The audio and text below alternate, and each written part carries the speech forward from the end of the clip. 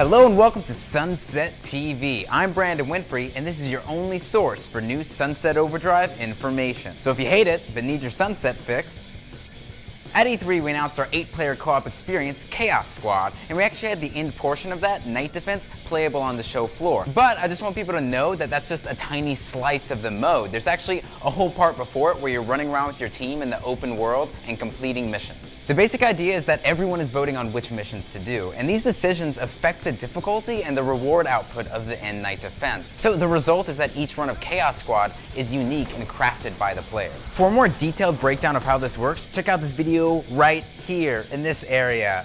It goes way more in depth. Right now I want to go over 2 of the mini mission types you're going to see in Chaos Squad. In one, you'll be rebooting the Oxford's Wi-Fi towers around the city, and that's going to force one player to reboot the tower while the other 7 have to defend them from a swarm of OD that are charging the rooftops. In another, everyone's going to have to chase a Physco blimp around the city and place bombs on it before it escapes. This forces the entire team to traverse and really work together, transporting the bomb in order to place it on the blimp. I can already tell it's not going to be a good year for that blimp.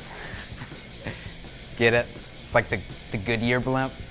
Okay. The goal was to create a lot of missions that felt unique. I mean, we want people to play this for a long time to come, so in that respect, gameplay variety is key. Now it's time for the critically acclaimed section of our show, emails. Raul asks, do you have a leveling system in Chaos Squad? There's a lot of different progression systems in the game, and all of them transfer from single player to multiplayer and vice versa. For instance, one of them is that you can level up your individual weapons. As you use them, they gain XP, and at each new level, they get better stats. That weapon XP that you get in multiplayer will carry over to your single player game. So while there's not a leveling system specifically for co-op, there's a lot of overall progression. Felipe asks, are the Chaos Squad servers peer-to-peer or dedicated? They're dedicated, so it should be a pretty lag-free experience full of smiles and explosions and probably people singing over the mic. Thank you so much for joining us on Sunset TV today. As always, shoot your questions to sunsettv@insomniacgames.com. And feel free to ask us anything. I mean, if you want to know what our opinion is on Emerson's self-reliance, just ask. We're probably not going to answer that one on the show because it in no way relates to Sunset Overdrive, but hey, you tried.